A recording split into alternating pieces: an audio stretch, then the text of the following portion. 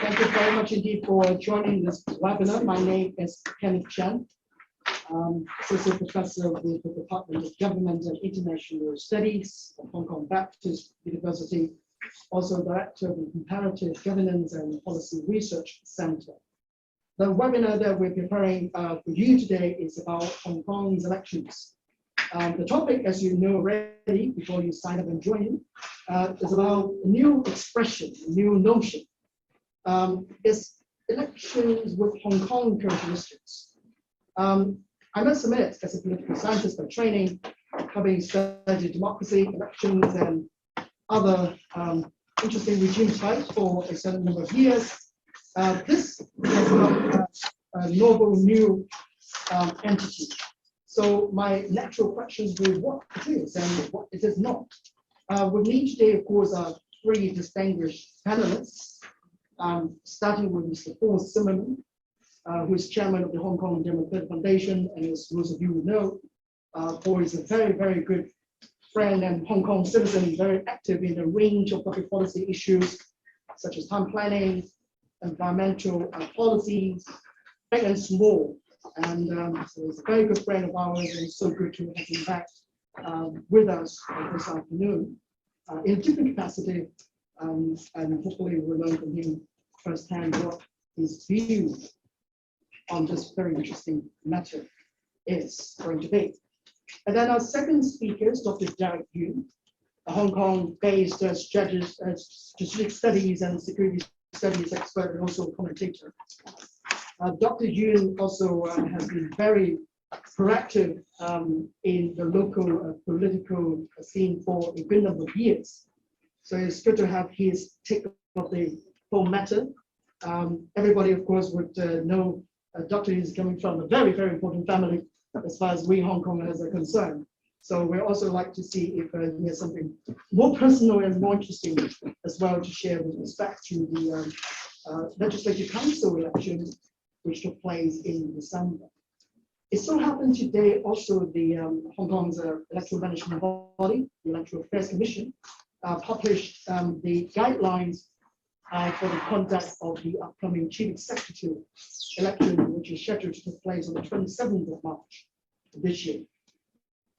So today I think it's timely for us to look into not only more structural institutional issues about the definitions or the changing trajectories of Hong Kong's electoral regimes, but also looking forward to how important we Hong Kongers are going to be with respect to all the changes and developments. So I'm very happy to have Dr. Chung with us this afternoon as well, who everybody knows is director of the Hong Kong Public Opinion Research Institute, and for many, many years before that, with Hong Kong Youth Public Opinion Program.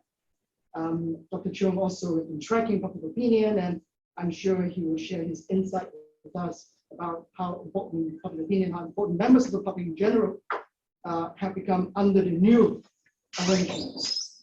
Without much ado, I would like to first of all invite Mr. Zimmermann to come and talk to us. Friends joining us online virtually, do feel free to use the chat box function extensively. Put down your questions, comments, views, sharings, and my colleague, Mr. Yuen here, will be following up and helping us out. So I will try to make sure that the flow of discussion will be smooth. I will try to make sure that everybody will be on board and there will be enough time for interactions and discussions as well. I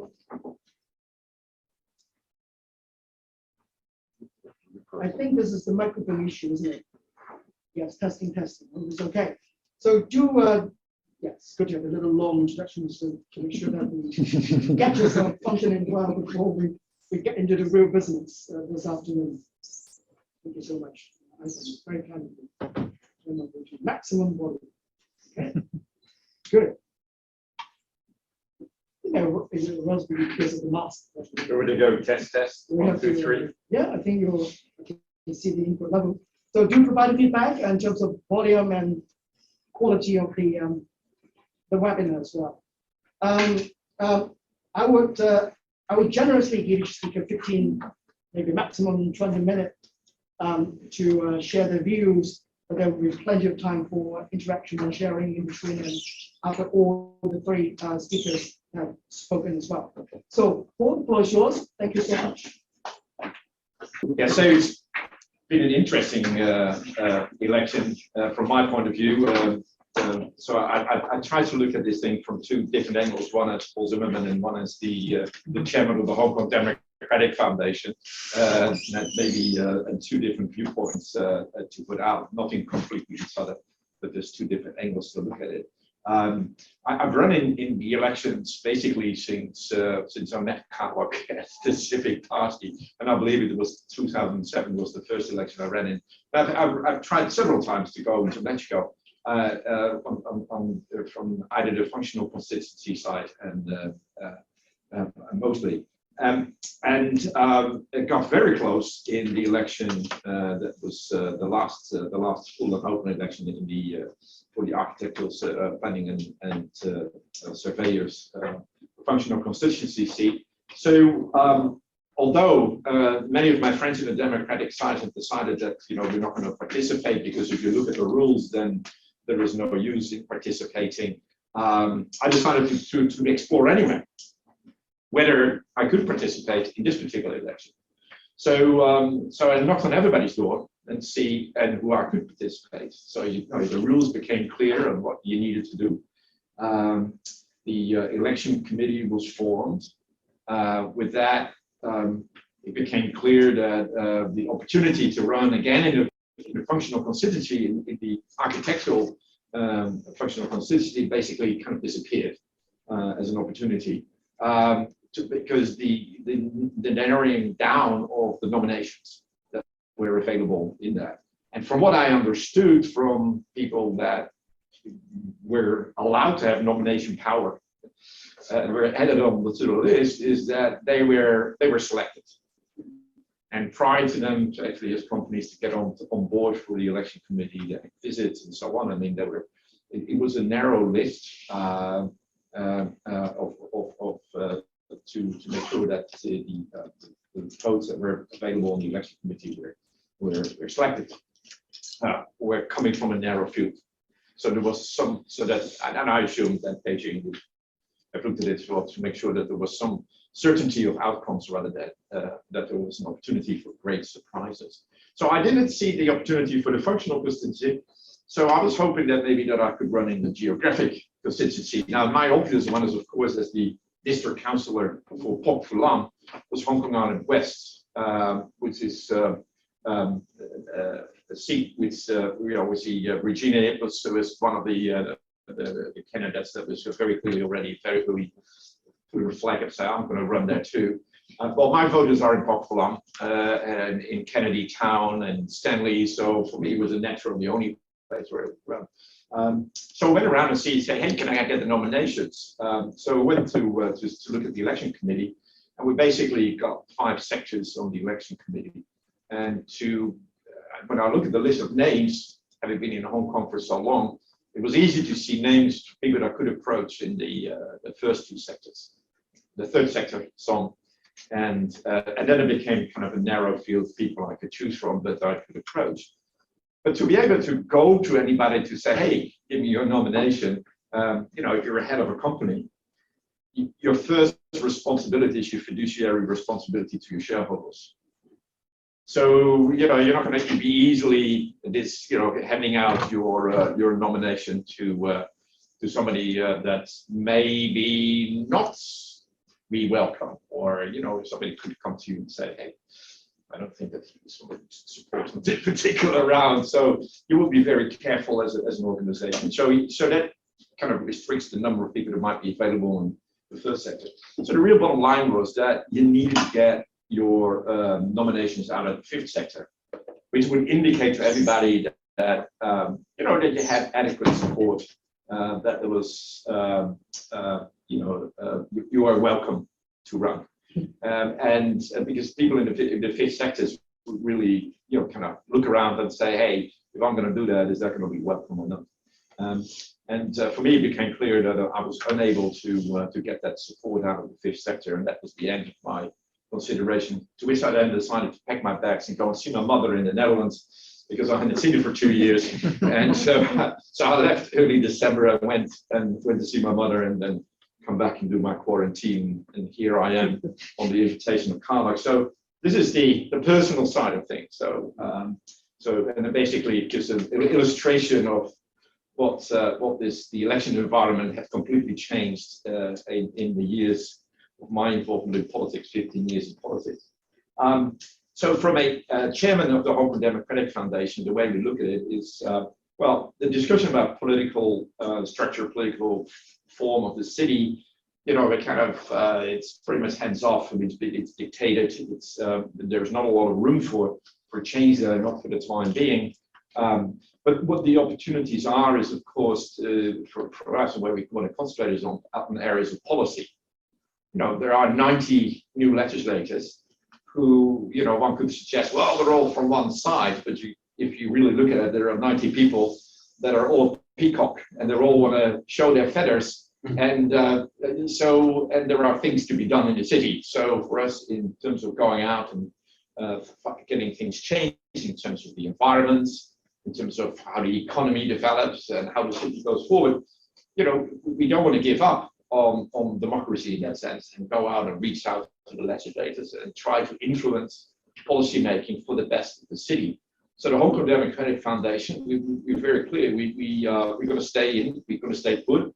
You know, I guess we're not that many organizations. We're democratic still, high in the charter, but you know, we're going to stay there and we'll continue. And we're going to very much focus on policy areas where, and we're going to go after all the 90 new legislators or you know or returning legislators and try to get them and rally them for our causes. You know, one that is immediately high on my agenda is the waste charging and the issue about producer responsibility for plastic bottles, and you know, and there is absolutely no reason why there is not a great field of 90 people to go and influence and talk to and try to get something good done for the city. Because you know, why do we all care? Because we love our city. I've been here for 36 years now. This is for me the absolute best place in the world to live, except for when we have COVID, but that's, you know, but it's a great place to live. It's the only place where I can get out of my bed in the mountains in 5 minutes and stay fit and healthy, where I can sail on the waters, where I can fly a paraglider. You can also do that in the same day you go to the bank to see your friends and have a dinner at some restaurant. I mean, there's no place in the world where you can have this quality of life. It's just an unbelievable quality of life in Hong Kong that cannot be matched anywhere. And I'll cherish that, and I call on everybody to continue to cherish all the good things of Hong Kong and to keep fighting for the great city to keep moving forward. Thank you. Thank you very much, Paul. Excellent. Appreciate that. Hello, everyone. This is Yuen. Thanks, Professor Chan, for bringing me here. Yeah, because I've been mostly in the paper, and I've been wanting to get involved in the academic discussion. I have been labeled as a centrist most of the time, even though I'm actually a libertarian. But I've given up explaining to Hong Kongers what libertarian. Yeah, centrist. Centrist is what they believe in. Today I have problems putting things in what this election is and is not. So I go back to my lecture style. But even though I have no intention to lecture you guys, but I'm already sharing the screen. Okay, good. Okay. As some of you who knew me before, you know my wife is running in this election. Is running for a election committee constituency, and this is one in the green suit. This is my wife, Yuen. So I have the chance to come across some more insider information. So I'm hoping to let you have the overview from my side of field. First, I guess everybody knows. I will briefly talk about the importance, implications, and what happened in the middle of the election.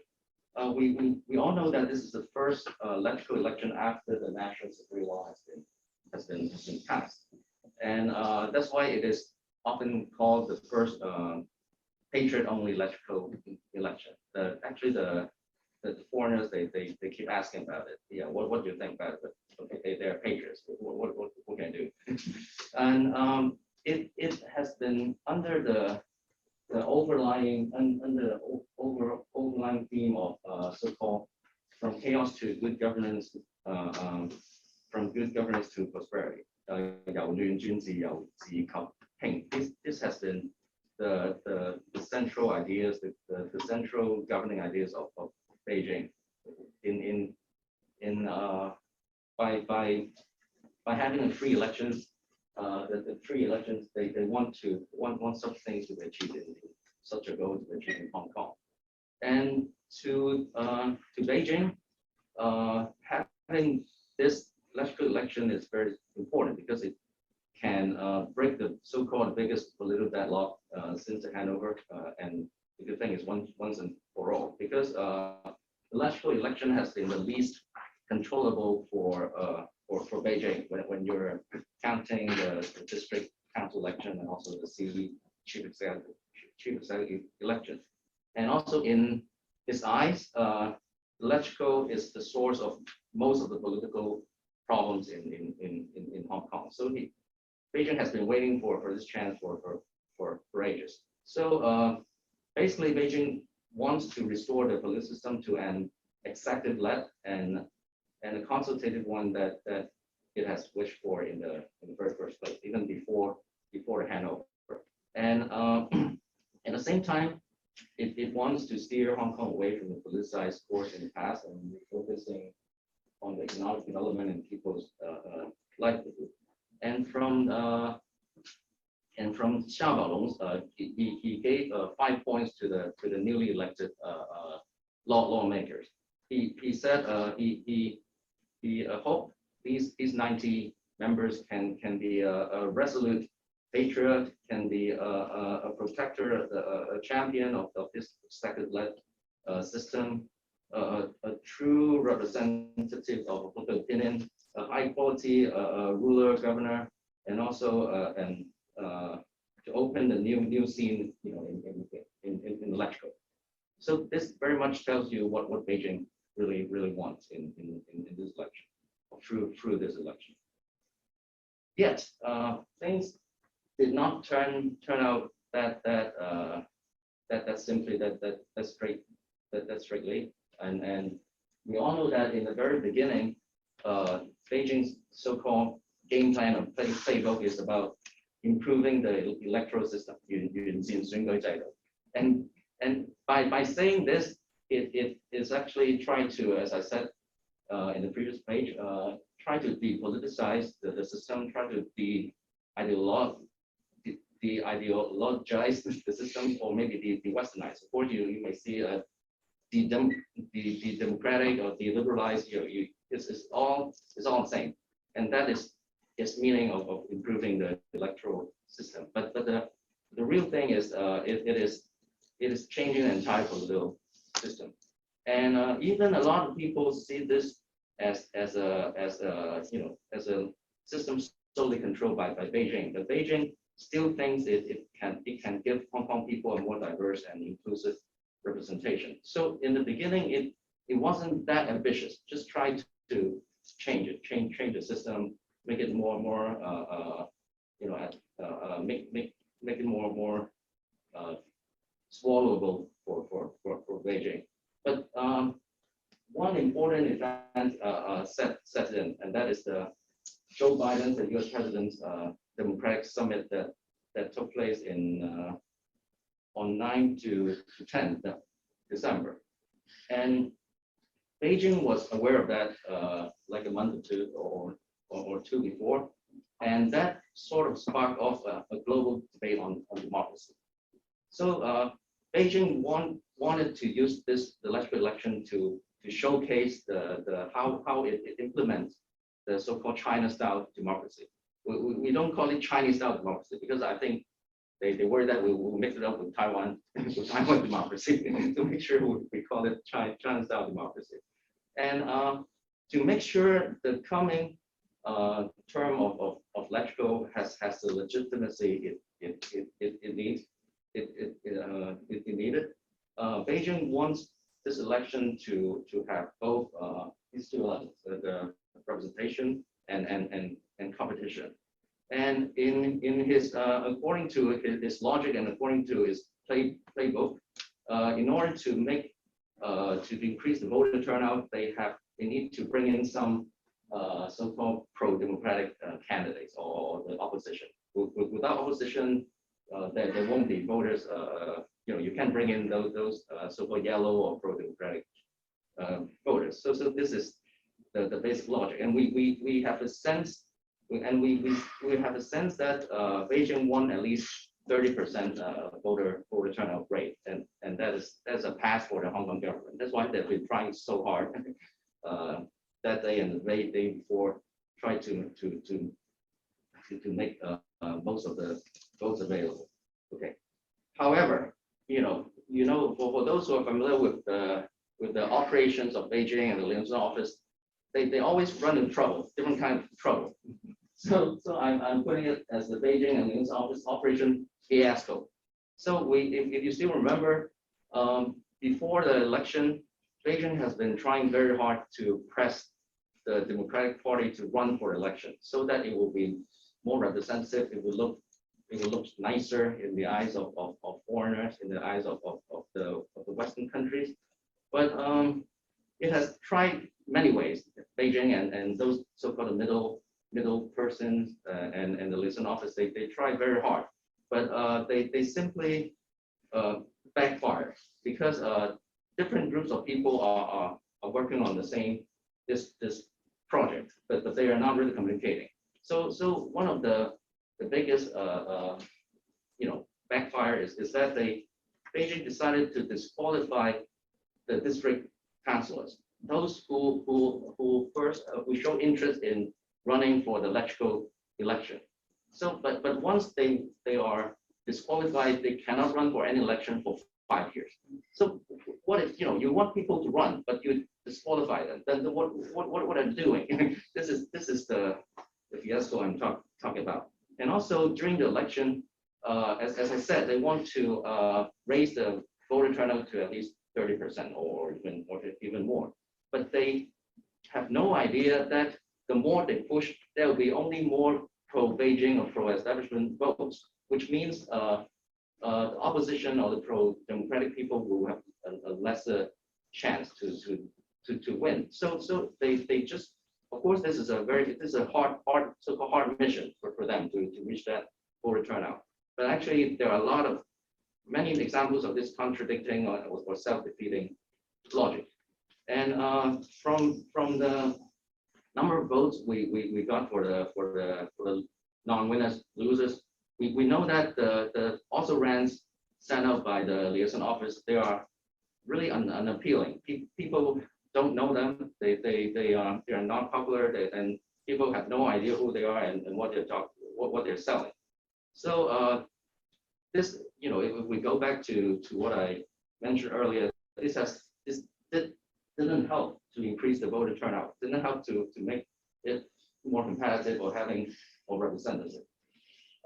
And lastly, I told Kenneth during a lunch that in the last week of the election, the liaison office still believe many of those so-called opposition or pro-democratic candidates, they have a real chance of winning, and their votes may even surpass those of the pro-Beijing candidates. And this is a huge miscalculation. And for example, in Island East district region, what we call it, they believe Jason Poon, a centrist, will a week before the election will win and will have more votes than Stanley Chao. Okay, And this is ridiculous. And at last, Stanley had like 65 or 69,000 votes, while Yuen only had 14,000. And this is, as I said, this is a huge miscalculation. And from all example, you know, they just believe what they think is right. And that's why I have problems, you know, trusting the Listen office handling Hong Kong affairs. But they are the one who will be handling most of the 19 members in future. Okay, let me quickly. I think this one should be Dr. Chung's expertise in an area, but let me quickly go through this. We know that after the election, we know that the pro-democratic voters or the votes, we only have around 90,000, and it is quite staggering because it is like 1.1 million vote less than the 2016 electoral election and 1.5 million less than the 2019 district council election. So basically, they're not interested. Yeah, they refuse to join join election. So in the past, we have been talking about the famous 6-4 ratio. 6 is the Democratic side, and 4 is the pro-Beijing side. This is usually how the votes will go. 60% going to the Democratic side, but in this election, it goes to 1-13, or at least 1-10 in most of the districts. And thanks to Dr. Chung's survey and the project, the grant project, I come to know that even a few days before the election, most of the pro-democratic voters, they just couldn't find a candidate worth voting for, worth supporting. And actually, the real data says only 10% of them find they have someone, you know, they want to vote. So in a way, it means maybe around 90% of them, you know, really have no idea. So the worst case for the turnout is that only 10% or even less of the Democratic votes would come out. And I think it's also an important piece of information for all of you to know that indeed, even we're calling those candidates the pro-democratic or democratic candidate, but indeed they're not, because every candidate is vetted by Beijing. And I think as Paul has pointed out quite clearly, you know, the fifth sector is the last guarantor of the, you know, for nomination. So I would call it, you know, even I know it's a bit harsh, but every candidate is indeed a collaborator. So they are not strictly speaking democratic candidates. And also a point to note is that when we look at the voter demographics, actually for those who are mostly naturally anti-Beijing or pro-democratic, only 23% of only 23% voters are between age of 18 to 35, while the rest are all over 35%. So whichever candidate who just focus on the young voters is doomed. There's no winning. If you're talking about, you know, yellow votes, you know, pro anti-Beijing votes, a lot of them come from this age group, this sector. But indeed they only represent a really small part of the voter demographics. Okay, last page. So let me quickly, you know, go through the implications or significance of this election. First, we all witnessed the demise of the democratic segment or sector. This is sad because most of the we see that there will be no more opposition. There will be no more democratic camp. These all have become history, and a lot of pro-democratic sports are either in self-exile mode or they're in exile in other countries. Yeah. So and I guess as the next election will be 4 years later, I think is dissolved. The whole sector was dissolved, and I don't think they can come back together. There's no common ground for them to come back together. And also as a side effect, as I said before, lots of the centrist candidates are just also rants. They're not going to win. But the result is telling Hong Kong people, these centrists, they are not worthy of taking a seat, of having a seat. And this arrangements have accidentally wiped out the centrist camp in Hong Kong. So it's not just the democratic sector, but also the centrist sector camp indeed. So lastly, it also signaled that Hong Kong has sort of breaks away from the path of Western democracy, because now the Chinese style democracy sets in, and now it is an important point, an important period for Beijing to move the entire system towards a more China-friendly or China-style democracy. And to me, it is this is irreversible. Okay, I guess this is ended. I think I overran quite a lot. That's okay. No problem. Thank you very much. Thanks. Appreciate it. Thank you. Right, thank you very much. I prepare a PowerPoint, good for a 2-hour presentation. I try to compress it to 20 minutes, it's not 12 minutes. Oh. If you get the PowerPoint at the end, you see a lot of links and pointing to different information, and you could study them at a later time. So today we are talking about election with Hong Kong characteristics. This is a very important concept, because once you say it's a Hong Kong characteristic or whatever characteristics, that means this is not general. There's something very special about it. So we are all here to wonder and discuss what is so special about it. And if it has become so special that it's no longer election, then we have a paradox. What we would be, or what I shall be sharing with you, is to really focus a little bit on the election studies with Hong Kong characteristics. Because we now have a Hong Kong characteristic election, and we done the election studies. And this is actually my area of expertise or experience, I would say. So just to cut down all the 2 hours, blah, blah, blah, I'd like to just address 3 questions. Focusing on what I have been doing over the past many months, especially focusing on that election. I will explain a little bit to you what we have done.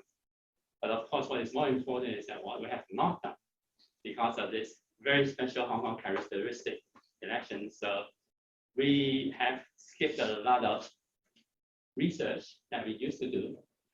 And because we try into, we think very, very unprecedented, could be troubled water, and we just do not know how to do it and what to do it and whether we should be doing it or not. So you will see a very brand new kind of election studies that we have tried. So that's what I will be telling you. I do want to use this occasion to share with you a little bit of futuristic kind of idea. So we've done that and we've not done that. So what we should be doing, of course, to us, the next election will be a long, long time to come, say 4 years, 5 years. But no, we have the CE election coming up just next month or next month. So I'll be sharing with you some ideas, and hopefully that would spark some discussions. So with that, a very simple part would be what have we done? And you can see this is a very simple summary. You click on the web link and you could go into all the details, and I of course will skip.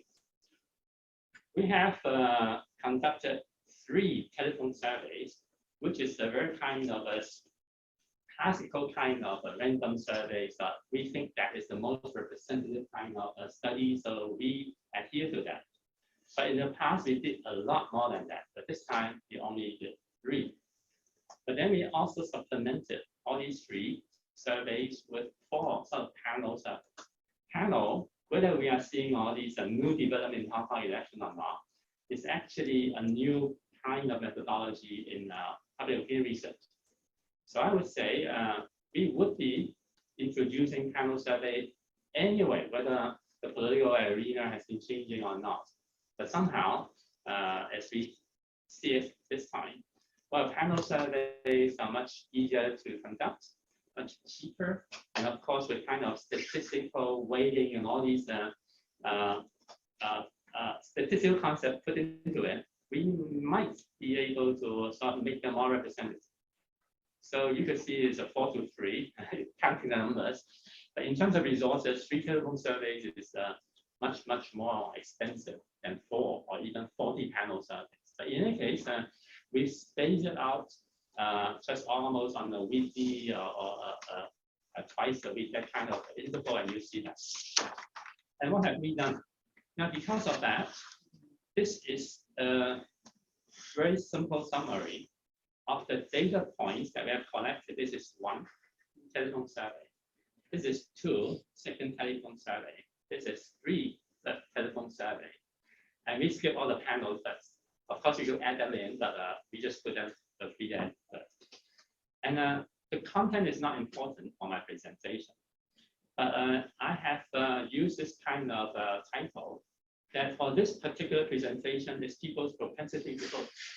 So were they intended to vote? Of course, we know the ultimate turnout rate was 30.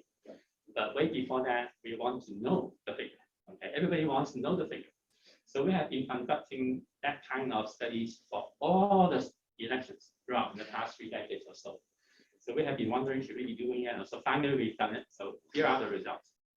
But if you look at the results, of course, the media would be interested to say, oh, that is the lowest 3 points.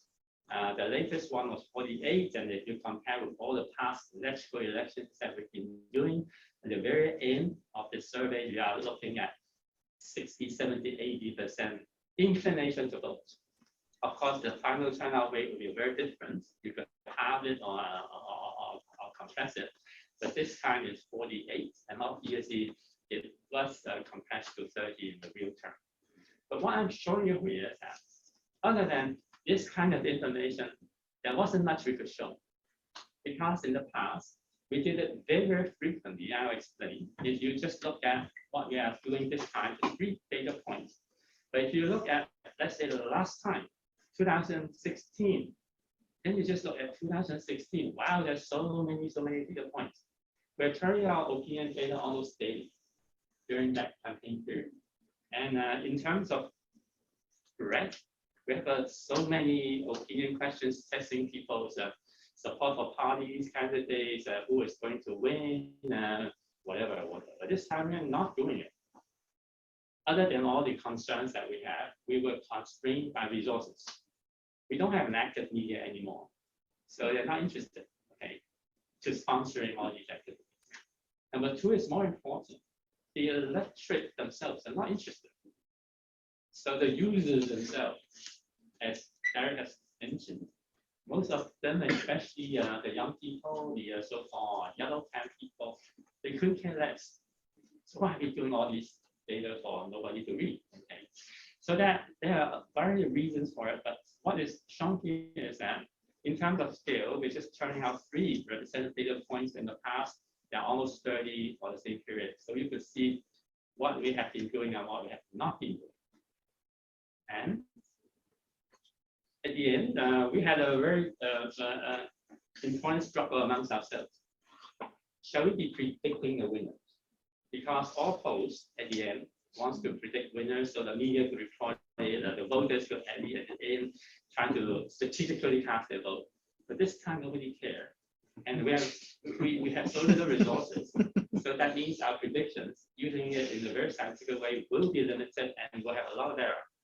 Should we still be doing that? So at the end, we did it. Okay, so this is what I'm showing you. That at the very last publication of election data, we said, okay, we use this particular format.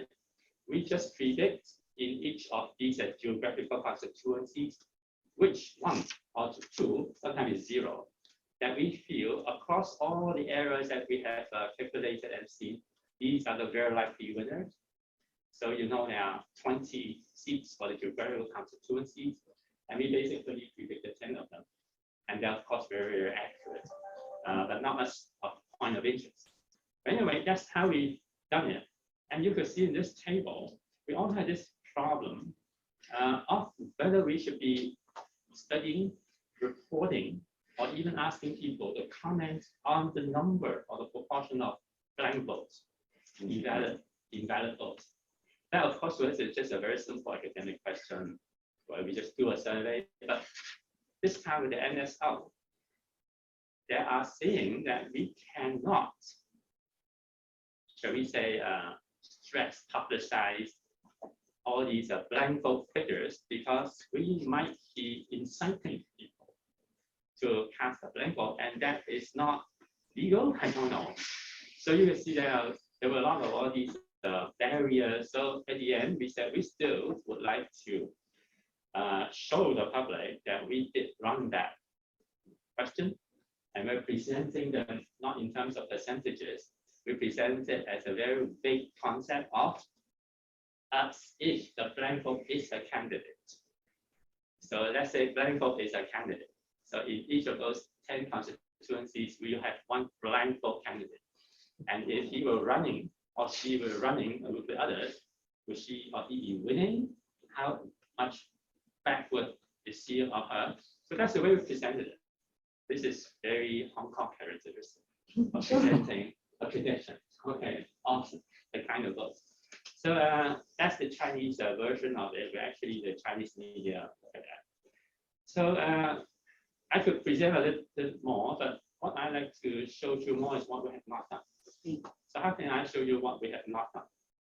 It's the same figure, and I've mentioned it. If you look at all the past electoral election data, all these charts, you see so many data points in the past. This time we have just 3 dots, not very meaningful dots anyway. So basically, we didn't run all those important surveys. And one type of survey is called a rolling poll.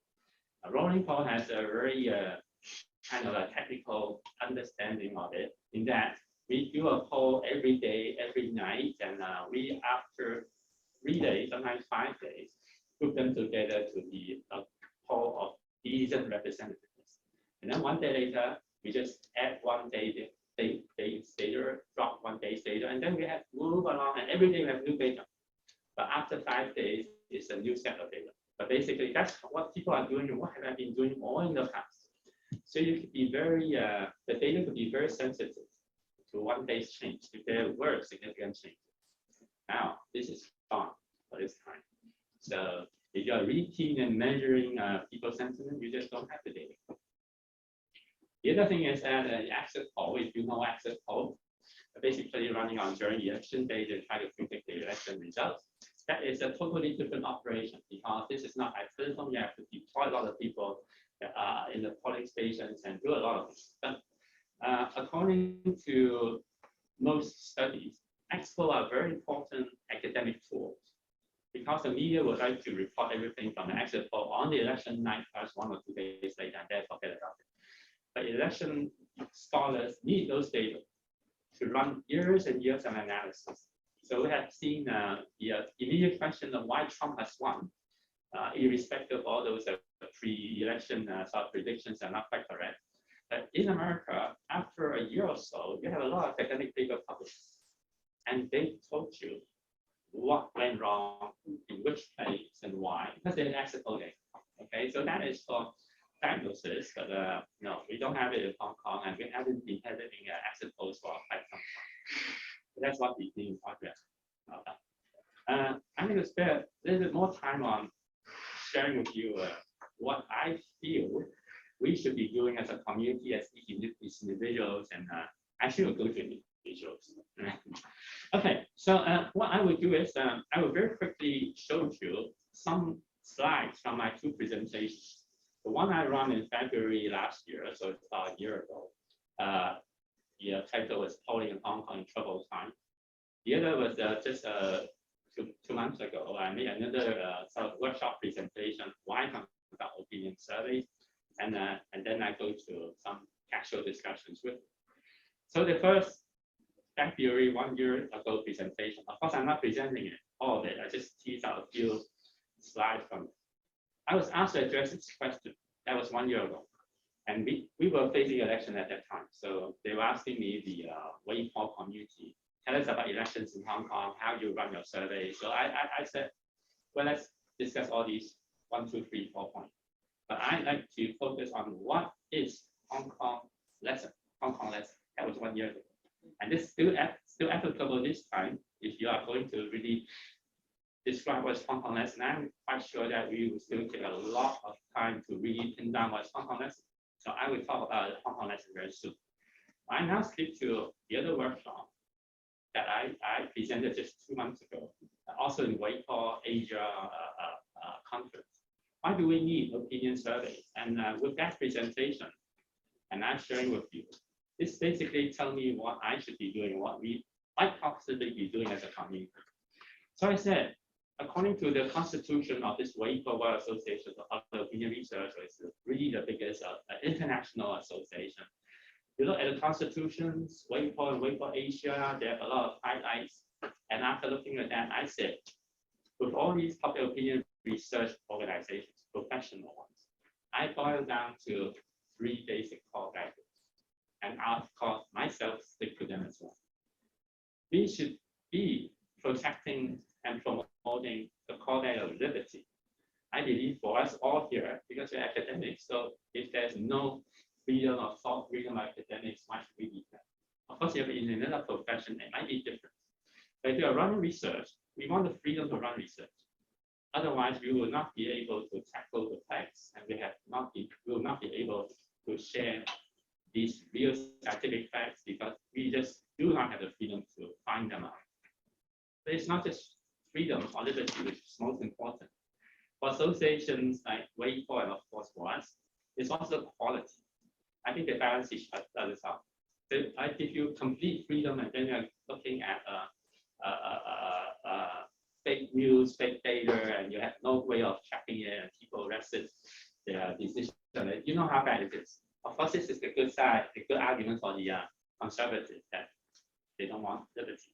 But if you have a proper balance between liberty and equality in all the studies we do, then we'll be able to proceed on and on for what? And this is for humanity. That's how I read it. That you have all these liberty, equality, whatever you call it. It's really because you want to promote human good. And I take that to be humanity. And humanity, you have to go into human rights and all these different concepts. So with these core values teased out, I addressed that question because we were talking about the freedom itself, liberty itself. So I said, I think I shared today because I feel that liberty and freedoms in Hong Kong are being encroached in the past many years. So I'd like to address this on today to just at least conceptually, philosophically, ask and answer, why should we need this kind of freedom? So I said, actually in my workshop, there are 2 perspectives. One is a philosophical one. One is a very empirical one. And if you look at the philosophical one, of course, I won't go into the philosophy of human rights, the Universal Declaration of Human Rights, the legal side of it. I'm quite sure many of you know it better.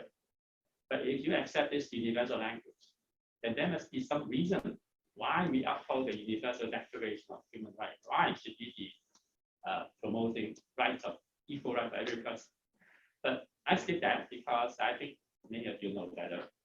But I also start with empirical side, and I cited Herbert Spencer and also social evolution studies and put it in a nutshell. If you compare a free society with as an authoritarian society, you will find a lot of power, energy within a free society because people are motivated. They, of course, not agree with each other so often, but because it gives them this freedom to think, freedom to argue, you empower them. And if you have a proper system, they actually grow faster. So that is the empirical side of it. So with that, I said, well, the outcome or the future for a community, of course, of Hong Kong is that really stick to these international standards. Don't forget it. And for the lesson for Hong Kong, yes, these are final few slides. Actually, 1 year ago, so Hong Kong was in trouble. So what was the Hong Kong problem? I explained then, quoting another report that I wrote about anti-extradition bill. Then I see the problem with Hong Kong then and even now is conceptually. I go to the concepts. And we are seeing a confrontation between patriotism and humanism, communism and capitalism, and with that also paternalism and egalitarianism. So you split up along that line, you could say liberty is on one side, responsibility on the other side, unity on one side, diversity on the other side, humanism on the other side, patriotism on the other side. So you could see that there are two sets of values splitting Hong Kong, and that is what we have been learning in Hong Kong. And with that, if we have learned it, so what is our outcome? Or what should we be doing? I just said, back to Hong Kong that I know it, those days, good days. We basically have these core values, and liberty, freedom is the core of the core. And then we have the rule of law, which protects the freedom. So freedom is always important, but we need the rule of law, we need the court to protect. Democracy, we never had too much in Hong Kong. But there is this theory that if we have a proper democracy in place, then freedom and the rule of law will be even better protected. So to most Hong Kong people, well, I being one of them, it's really a protection of freedom, which is most important, and we are losing. And of course, it's not just a Hong Kong value. Hong Kong has been rated as the freest economy in Hong Kong so many years. So that is not just a concept, but it's actually well-recognized economy freedom. But now we don't have it, we seem to be losing it. So what should we be doing? I skip all these points. I ended my presentation 1 year ago, and I end my presentation almost with the same quote. I quote Gandhi, who said, and you could read, that when we have seen hard times, I don't know how hard we are now, but he always reminded people that there have been tyrants and murderers everywhere in the world, and sometimes they seem invisible. But according to him, at the end, if you live long enough, I mean, or if the culture lives long enough, you could see that they always fall, and these threats always fall. So I ended by saying that let's retain hope. Let's hope that human history and humankind could correct itself. And somehow I use humankind, not just mankind, because humankind is, I think, genderly more correct. This is a gender neutral term. So I've been spreading, yes, let's go for Hong Kong kind value and then Hong Kong kind value and HK, they're interrelated. So please, Hong Kong people, every one of us here, do remember our good tradition, the good old days, that we have been very free of doing everything. And of course, if we could do it responsibly, then we have been very successful as a very international society. Now we are closing down ourselves. So we are no longer that international. But if us here could still remember or treasure all these core values, all these liberty, responsibility, do not lose hope, and let's find a good time to get back our freedom. And before that, of course, treasure what we have. And what I would like to say, the few advices here is that I could still see a lot of diversity in Hong Kong, because we had 3 decades, 4 decades of election history. And of course, we're losing out, but still we have them. So with Paul here, actually, I was in your constituency. But I moved to Chifu, so I'm sorry. But I received your all these accepted all the time. And what's the photo? But I could see, and Paul actually presented himself. I could see that Paul is a very important image for Hong Kong, irrespective of the difficulty you're trying to get into that. But he is the most experienced. Expatriates, I would use this term, sitting at a district council, and he's still, oh no, you're still here. I'm still there. Yeah, yes, sorry, no, not yet. It's not time. Not yet. You're predicting. No, not at all. I think you're probably looking at surveys. So boring. Well, I hope China, Hong Kong, whatever sense is. I think you are a very important icon. That Hong Kong really needs the kind of cultural diversity in every level And with the polling that I've been doing, I have struggled very hard to make those panel studies into English speakers. Okay, you have a lot of problems with that, but I think that's the kind of direction that we should be moving, and we should be preserving Hong Kong's ethnic cultural diversity, no matter how hard it is. Politically, yes, do it in a safe way, but culturally, don't let it drop so quickly, because at the end of one day, I think we will succeed. Because I just think China needs that, the world needs that, so don't easily lose out. And for Derek, and I think Canada has mentioned, you come from a very diversified family. Okay, Yours is a little more controversial. yeah, I think you are actually showing us how diversity goes down to the very living level, family level, and that is what I see as diversity in Hong Kong should be like. And of course, with candidates working so hard with the election observation project, election observation project, please continue. I think I just ended today's note with this call.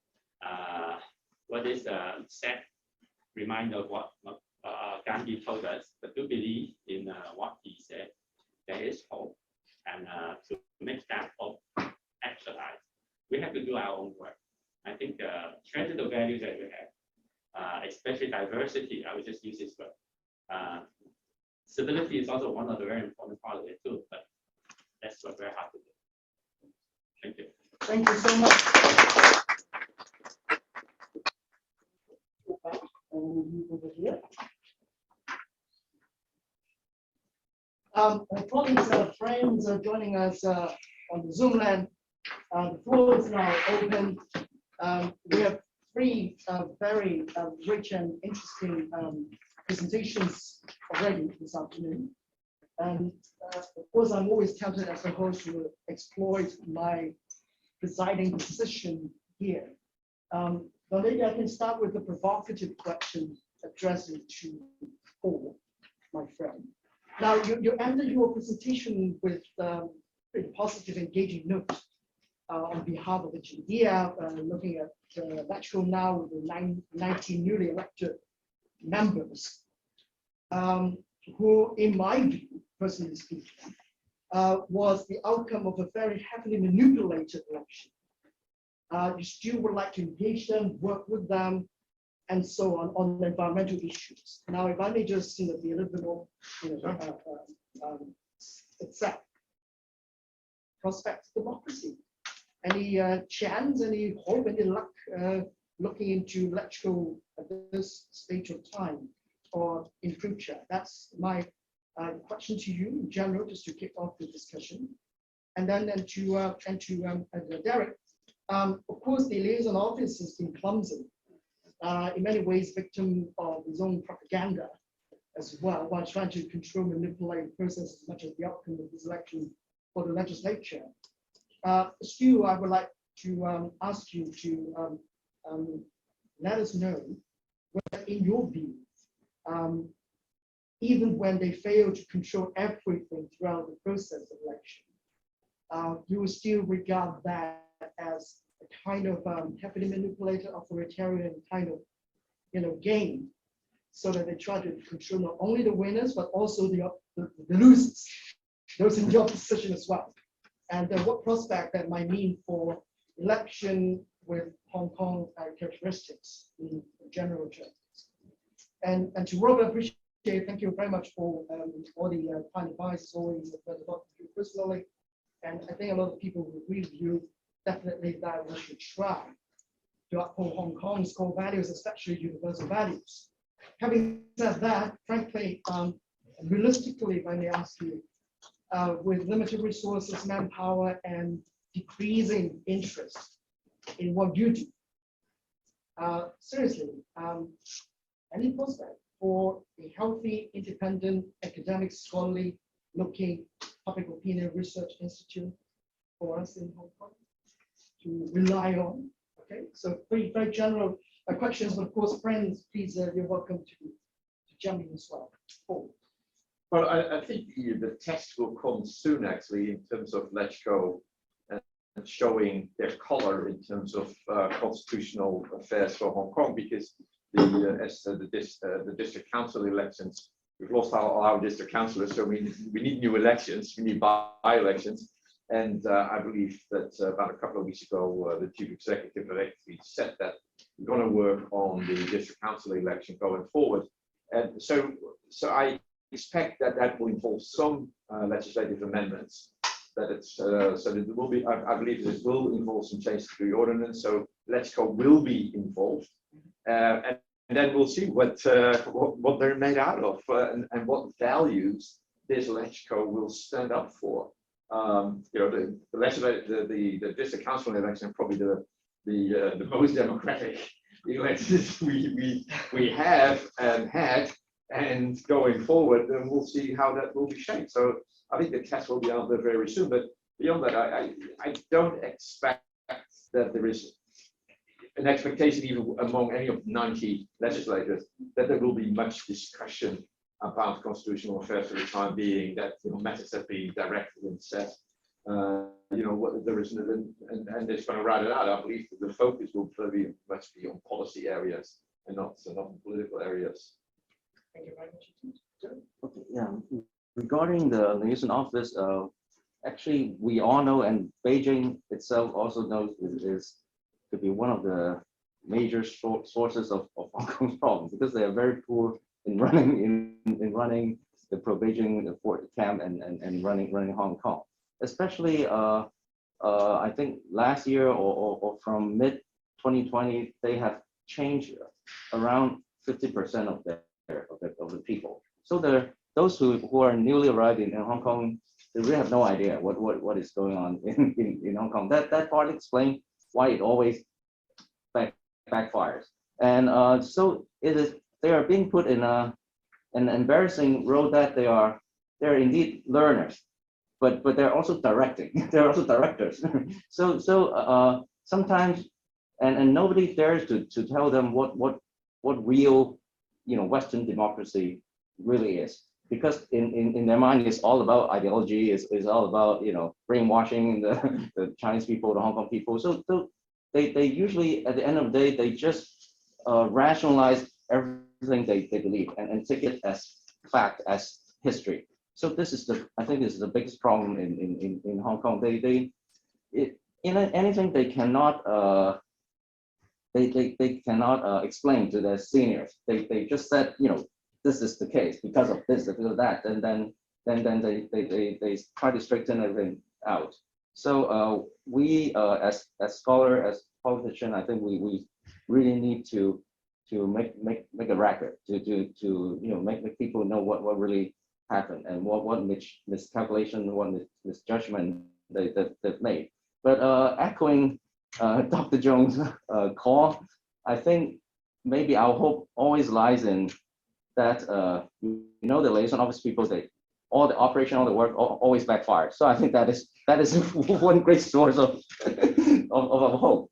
But of course, I think in the 2019 and 20 they made a lot of mistakes. But of course, the Hong Kong people also made a lot of mistakes. But they are now trying to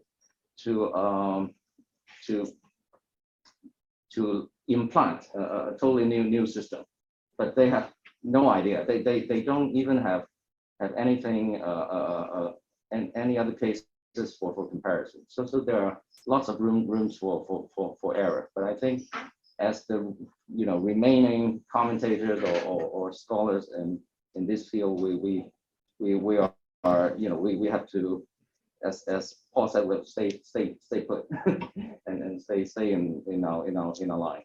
Thank you so much.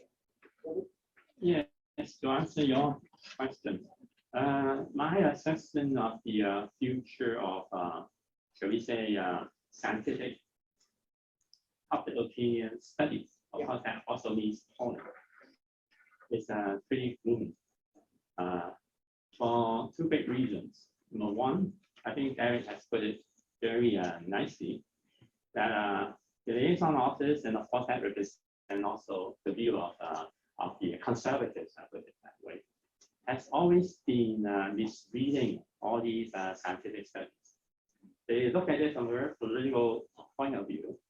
So now that they seem to be in control, their mindset is just wash away all the bad elements because they thought all these studies are bad. So that is the basically political environment which people like me are now working on with, that it is very tough and we do not know whether we could survive up to win. But that is the harsh part. There's also the other element that once people, general Hong Kong people, get used to having, say, no independent media, no freedom, nothing, then it's difficult for them to really be honest with surveys. Once we get to that point, they don't think it's nice to be honest. Number one, they might fear something. Number two, they don't find it meaningful at all. Why tell you what I feel? If that does change culturally, and we're heading towards that, then polling and scientific studies will be in a very tough situation. So these are the bad signs. But to me, when I answer questions like this, are you optimistic? Are you going to close down? I say, yes, I'm not optimistic, but that is irrelevant to whether I should be continue or not. So I'm still continuing up to the very last day because optimism or pessimism doesn't factor in. I just go on with what I think is correct, equal, and good, and I'll go for it. So with that, I think myself and probably my team, I don't know other organizations like us, are actually tackling on 3 levels or 3 types of hopes. Number one is now that all the big powers are there controlling everything. It's time for them to realize what is really good. Okay, you could kill anyone, you could be good, nice to anyone. But if you dare to study what is good or bad, then one day you could see that scientific studies are good for you as well. If you could realize that, I hope they could realize it. And it takes a lot of people to tell them. Okay? They're not scientific people, but they're in control to tell them, you are all so powerful, you can mold the world, but please mold it in a scientific way and you need scientists. So that is really a change of heart that I'm hoping for, waiting for. But on the other kind of level, I am trying very hard to preserve the figures, the data, the methodology that we have accumulated for so many years, 3 decades, almost all. That if one day we stop, everything stops in Hong Kong, the history still preserves some data. For people around the world, scholars around the world, even the Hong Kong people, then they could still use it someday. And perhaps after 5, 10 years, Hong Kong people, mainlanders, all suddenly crave for data. Of course, we have died and we've lost, but there's still this golden treasure that they could use it at that time. So still it's meaningful to preserve and work for preservation. So that is a bit of a defensive kind of work.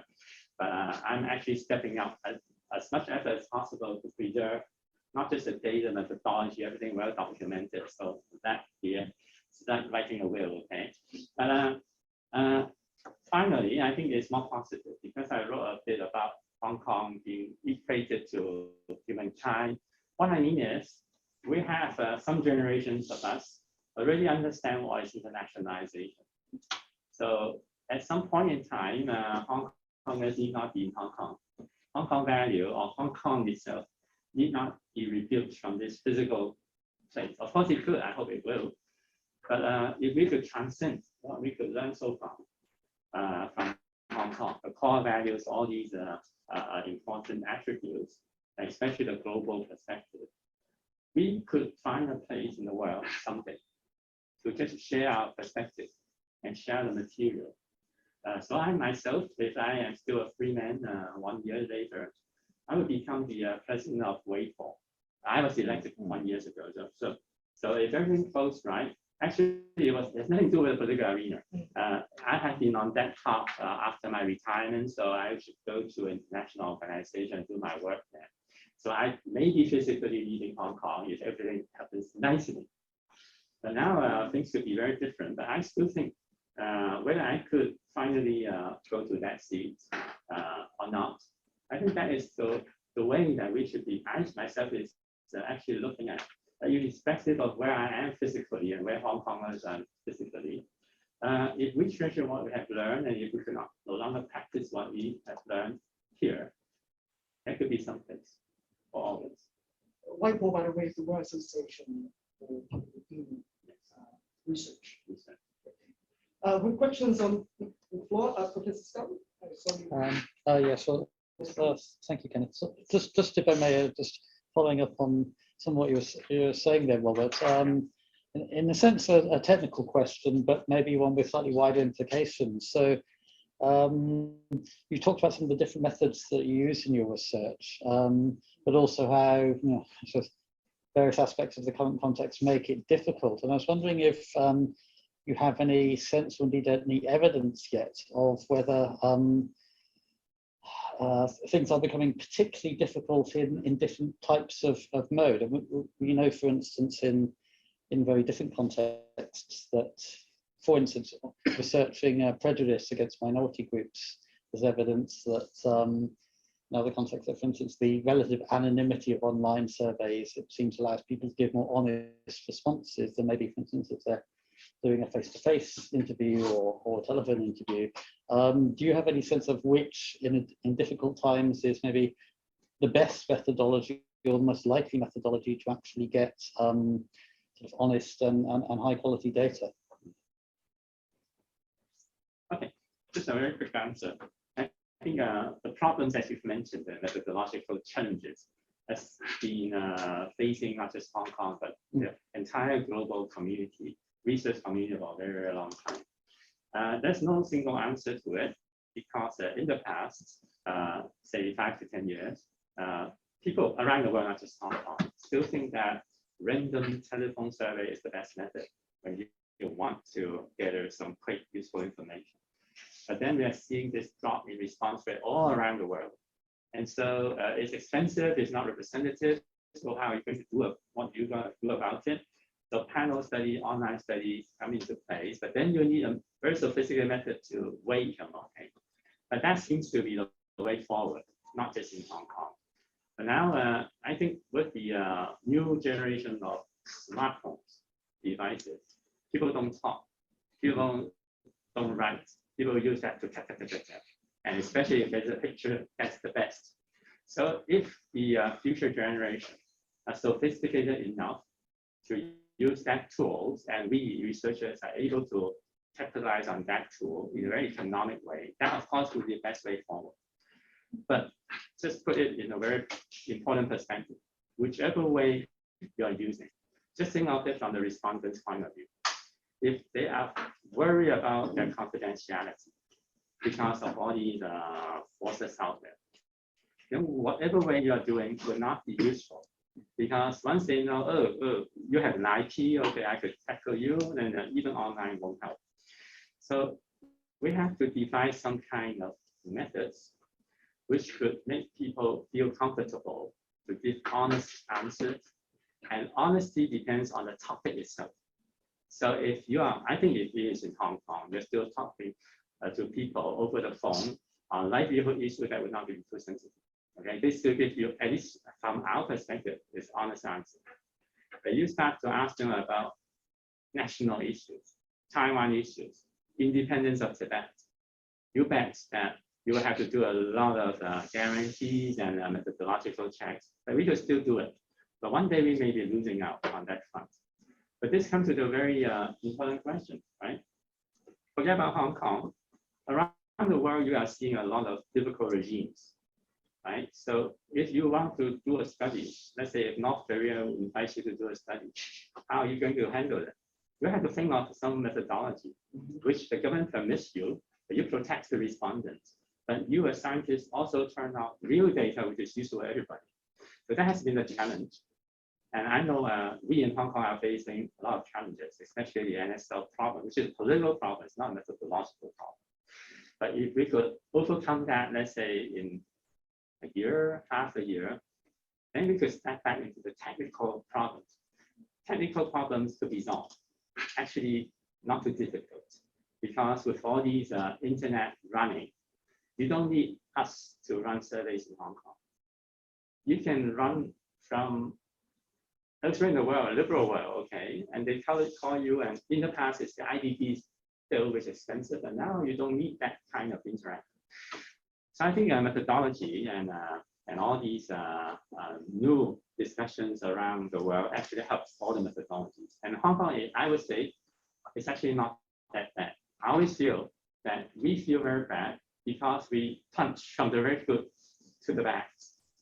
But there are a lot of society in the world which is still from the very low moving up. And if they're moving up, they don't feel that bad. But we feel very bad because we're losing everything all of a sudden. But on a very, I would say, I won't say objective, but you just look at it from a developmental perspective. We still have a lot to hold on, a lot to be proud of. But whether we will still stay the same 1 year later, it depends on what we're going to do now. So sorry, I don't know whether I answer your question, but the technological challenges. Thank you very much. I've gathered a few names, so let me just quickly mention the order. Chris here with us, and Emily, and I would like also to add on behalf of one of our participants as well, asking panelists in general to what extent the new look lecture supposed to hold the government to account. That's a general question. The second one to Eric, more specifically, that Robert's presentation represented a westernization orientation that the authorities are now trying to eliminate. So it's more specific. So basically, your question is in the pipeline as well. Let me first give floor to Chris. No. Yeah, go ahead. We've just read the questions out. We go around. Yeah, okay. Thanks a lot to all panelists. It was very interesting indeed. My question is concerning something, one of those things that really, I think, has harrowed our lives in current times, that is COVID-19. Hong Kong is a very, very close place today. And my question is, how do you think the Hong Kong government, if at all, has been politicizing COVID-19 pandemics to achieve its goals? And secondly, the word on the street, especially among expats. I live in an area in Hong Kong where there are really plenty of expats.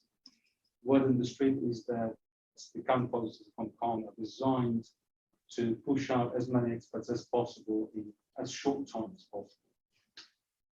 And I would really like to hear from you on that one. Thank you very much.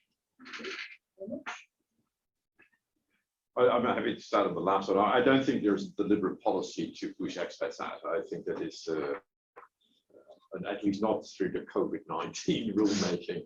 But there is a deliberate policy trying to open up to the mainland first. I mean, that's clear, and the government has been open about that. And part of that is then that COVID zero policy, and to be able to provide for a COVID zero environment, you've got to close up, and then you start taking all these dramatic measures of actually stopping travel and making it very difficult, and then 21 quarantine days and so on.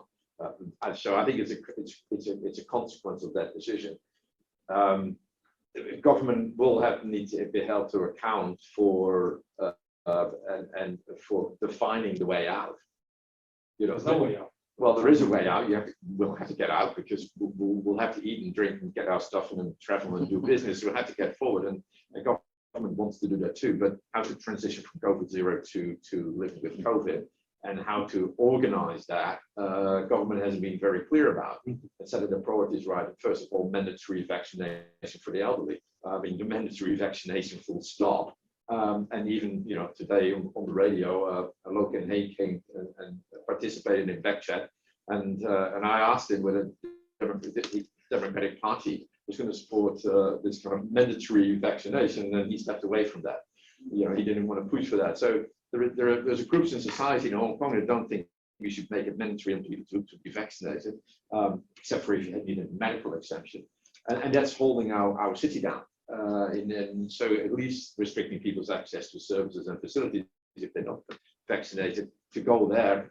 Holland, a liberal country where I spent my Christmas, mandatory vaccination is there, but you want access. So, but here in Hong Kong, we don't dare to do it. So we got a weird situation that we're not very clear on our policy. So I think that's a point. In terms of the other question on let's go holding government to account. Well, I think that the 90 new Let's Go members, they're going to be, that's exactly they want to show their colors, and they'll on policy issues. I'm sure they will speak up and they will speak out because they want to show off. To what extent that leads to real healthy, positive, constructive debates, I don't know yet. And especially in maybe some of the more sensitive issues. I mean, is Let's Go going to speak up for making sure we get our shooting range away from the PLA and return to land development? Open up the PLA land and facilities and make sure they're putting up in development. Are we going to have an honest debate about that, or is that debate going to be like, oh no, don't want to talk about those issues? Like, are we going to be honest in Let's Go about issues that might be, let's take that example, a bit more sensitive. We just have to see. We just have to see. But I think there is a good chance that there is enough energy in these in the group of 90 that there is going to be on some topics potential that a healthy debate could develop. We'll have to see. Do you agree that this is all that lawmakers only begin to show the colors after the elections, Oh, but not during the elections? that we are in a weird situation. I mean, we have all agreed, but I must, and I'll make this note while everybody was speaking, and especially when Derek was speaking. I think Hong Kong has been in a weird situation since 1982 when Margaret Thatcher fell down the steps in Beijing. I mean, this whole development of the relationship between Hong Kong and the mainland has been wrought with weird discussions. And the last discussion on this, the question was, where was the Communist Party in Hong Kong? And then, Christine Lowe said, well, I brought that up before the handover that they should be visible in Hong Kong. And they have not been visible, but only since the NSO has been through, there is more visibility to the Communist Party activities in Hong Kong or the liaison office activities in Hong Kong, where previously it was all hidden. And then, as Derek says, liaison office is not very well organized in terms of being involved in running the city. Well, they have never been in a way involved that they can be challenged and therefore learn and therefore get better at it because they were never open in a role and participating in it. So we're having still today a very weird situation. So if you ask about the relationship, how we're going to manage Hong Kong and on COVID, for example, manage Hong Kong versus opening up to the other cities in the Guangdong province. Well, ask Michael Chung. He will tell you that he says there is no policy. There is no guarantee that if you hit a certain percentage that we're going to open up, every city will have a different standard, a different requirement. Hong Kong is in a very poor situation in negotiating with the cities in China, negotiating with Beijing, negotiating with the Communist Party. Hong Kong still is very ill-equipped to have a discussion. And unless we start creating that, we're not going to put Hong Kong in a better place. I'm going to extend this discussion a little bit more. Sorry, I didn't take the time on that one. No problem. For this freedom is important. Evelyn. Yes, okay, thank you to the three speakers for their very interesting and inspirational speech, especially for Dr. Chung. I like your words of diversity and internationalization, but the fact is, and I link to what Chris said, whether intentional or not, expatriates are leaving Hong Kong, and we can see that in the numbers of the students in international schools to start. I have two questions here. Do you see any exit way? Because the latest, it seems that the EU Chamber of Commerce has made a study saying that Hong Kong would not be out of these strict measures before 2024. And it seems very far away from our point of view. So do you have any insights as when we can really exit? And then a more personal question to Paul. We need Ben Cowling here. We don't need none of the we need the medical. But, Paul, do you think that your lack of support in the fifth sector has more to do with your democratic values or your not being ethnic Chinese? Do you think that it has counted in the decision making? I would think it's more to do with what the officer in charge of the elections at the liaison office, basically, in terms of how the elections are organized. I mean, if one in Beijing would look favorable of me participating and competing with Regina Ip in Hong Kong Island West, then it would be no problem to get people's nominations. But if that was not seen as a positive thing for the election, then I wouldn't get the nomination. So I think it's very simple along those lines. Yeah, I think I can add to that, because regarding the fifth sector, it's quite easy to explain, because as Paul said, the candidates will be Regina Ip and Chen Hofeng. What is his English name? Chen Hofeng. Oh, Chen Hofeng. Okay, Chen Hofeng, and so they want somebody like a bystander as weak as Fang Longfei as their contender, so they won't affect their votes. But Paul is a real contender, so no way, yeah, you can get into the race. But as I said, there was a very brief window that he might be able to get in, because in the But last, I was with my mother. yeah, in the last week of nomination period, Beijing want really badly to have some opposition, candidates, so that it can raise the turnout. So that window once existed. So that's why a lot of people went in the very last week. Yeah, because Beijing is becoming not picky anymore in that week. Since there is speaking now. So Okay, let me, yeah, I think that Chris politicizing COVID question is quite is a good one, because oddly enough, we don't see Carrie Lam government really politicizing the whole thing, but we're now at a crossroad, at a bifurcation point, because now a lot of pro-Beijing legislators, they urge to have not just the vaccine mandate, but also the system recording recording all your whereabouts, and also to have mandatory vaccination, that kind of thing. So this partly can lead us to John Burns' question there. I think that the new situation is that it's not whether the new lawmaker can hold the government accountable, but it's that they will always raise some pro-Beijing solutions. So no one is even all the medical related people, researchers, they all say, zero COVID approach is impossible, things like that. But those lawmakers, they were only saying, we need to ask for Beijing's help. We have to, you have to make things more straight to make things happen. But China's case already telling us it's not going to work. Even with that authoritarian power and all those measures, it's not going to work. But those lawmakers can only provide those answers. They can to be politically correct. So this is, whether it can hold the government accountable may be becoming irrelevant, because we only have the how to call it, the mono sound, not stereo and anymore. Only one sided. And to the second question, I agree to some extent.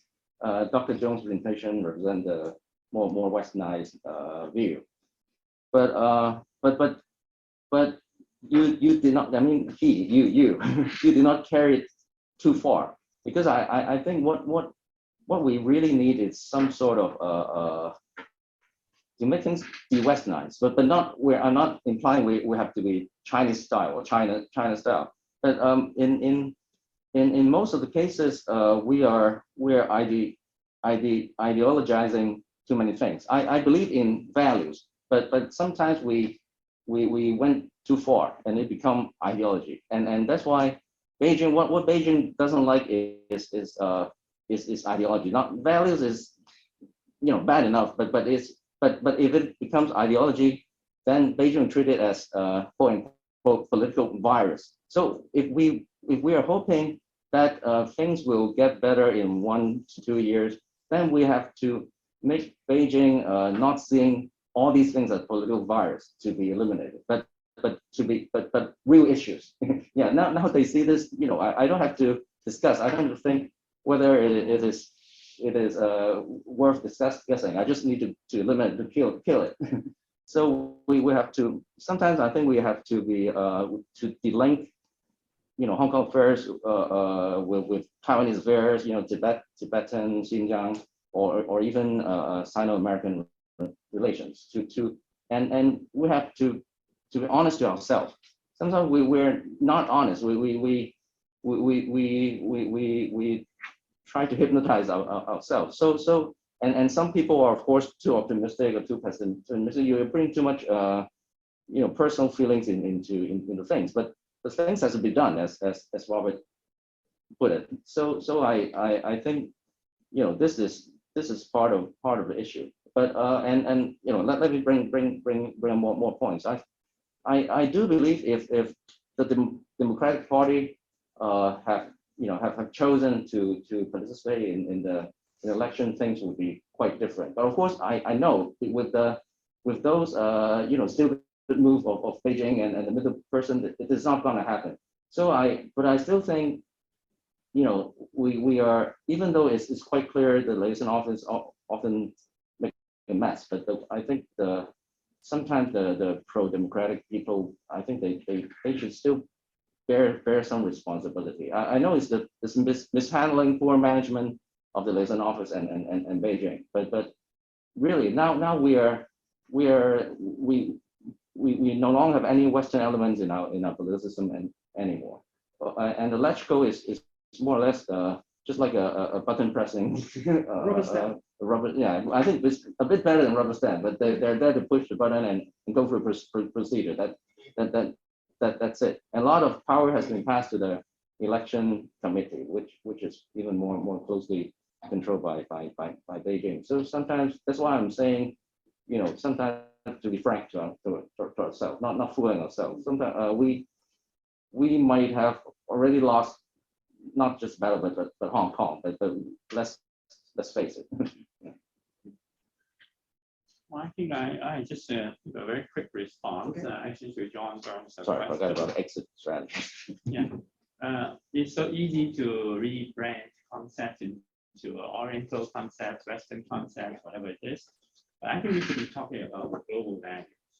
And of course, I could see that a lot of all these structures, infrastructures are being killed. I just hope that whoever's doing the killing will not overkill. Because at the end, at some point, they think it's still beneficial to have some of these, shall we say, values. And once you say Western values orientation, I would just like to remind everybody that science and democracy was the two pillars of the May 4th movement for modern China, okay? So if you really believe in communism, then where is Karl Marx, okay? So once you're confident enough to see the values as values, then you don't have to really bother about the origin of them. So you really study them, whether it's good or bad, Hong Kong characteristics, Chinese characteristics. That is a scientific question. It should be a scientific question. So as Chris brought up this COVID, I think Emily also asked the same question. Yes, I think the problem with handling pandemic and COVID is really being too political. I would say, yes, it has been handled in a very political perspective. So science is being set at the lower level.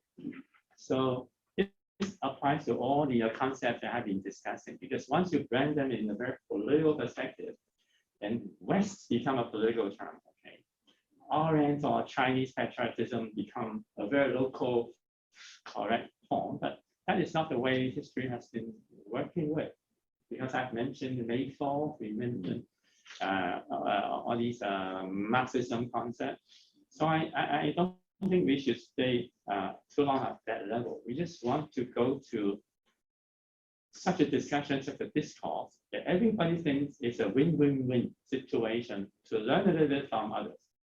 And in the past, if our government, our mainland government was a little bit nervous about Hong Kong. Now they have the upper hand in everything. They should be confident of what they could do in Hong Kong. But I have a hunch that they are not too confident with the ruling of the mainland. So it's their incompetence in other things which made that Hong Kong suffer. But Hong Kong has been doing very well if you just perhaps knock away the past 10 years, put it that way. And everybody in Hong Kong is really trying to bridge the world with what we have learned, trying to develop in a very civilized way.